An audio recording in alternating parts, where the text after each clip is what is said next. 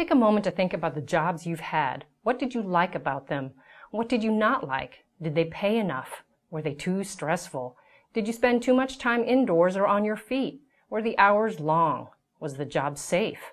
A job offer is more than a list of duties and a salary. It is the promise of a new career direction, and one you should consider carefully before accepting.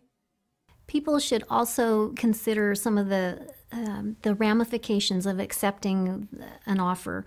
You know, sometimes when you're in a job search, you're so concerned about, I've got to get the job, I've got to get the job, I've got to get the job, and they get so hyper-focused on that sometimes they forget about things like, is this really going to take me where I want to go? Is this a good bridge job? And I think every job is really a bridge job, no matter where you are in your career, because you're always heading towards something else in the future. So is this going to connect me with the networking contacts that will be important for me down the road? I think the other really key piece is to ask yourself the hard question, am I going to like working with these people? Do I like my boss? Do I like my manager? More people leave employment not because of the pay, but because of their managers or the people that they're working with. And so if you don't feel like you're going to be able to get along with these people, that you have some common values that are shared, that's a big red flag. No employer will demand that you accept a job offer on the spot. Common courtesy should allow you at least 24 hours to make your decision. So how, then, do you decide? One of the simplest exercises is to make a list of positives and negatives and then compare them.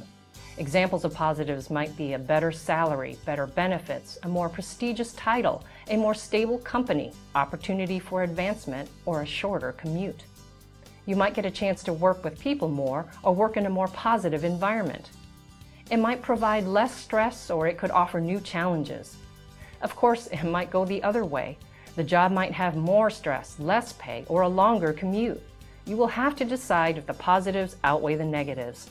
For example, you might take a job with a company that is growing with the hopes of moving up. Or you might tire of the rat race and choose a job with less pay but more intrinsic rewards.